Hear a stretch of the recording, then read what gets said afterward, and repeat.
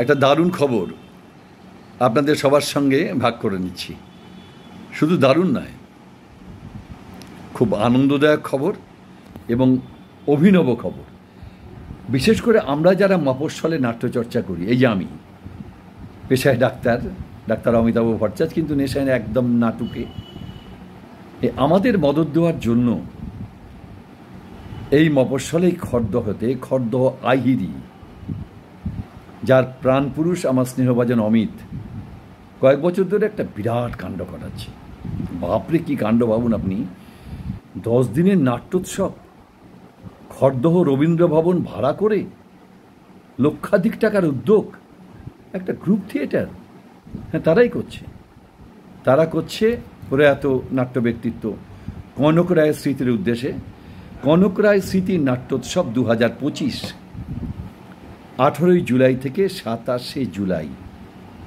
হ্যাঁ, 10 দিন, নয় করে 38-39টা দল আসছে।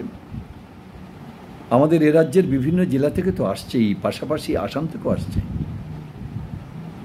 বিখ্যাত দল আছে, অল্পখ্যাত দল আছে, কিন্তু এটা বলতে পারি যে নাটকের মানের ব্যাপারে এরা কিন্তু আপোষ করেনি।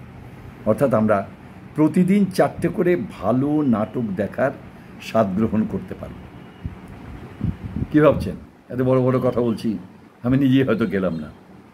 আমার দলের এবার কোনো নাটক নেই, কিন্তু আমি যাব, উদ্বোধন অনুষ্ঠানে যাব।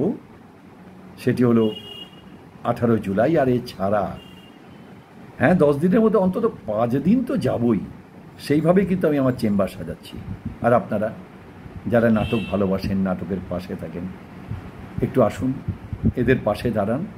সামান্য কিছু আর্থিক সহায়তা, বিন্দু বিন্দু করে দিলেই সিন্ধু হবে। আন্তরিক আমন্ত্রণ জানাচ্ছি। নাটকের জয় হোক, খড়দহ আহিরি জয় হোক, এই 10 দিনের নাট্যোৎসবের জয় হোক। ধন্যবাদ।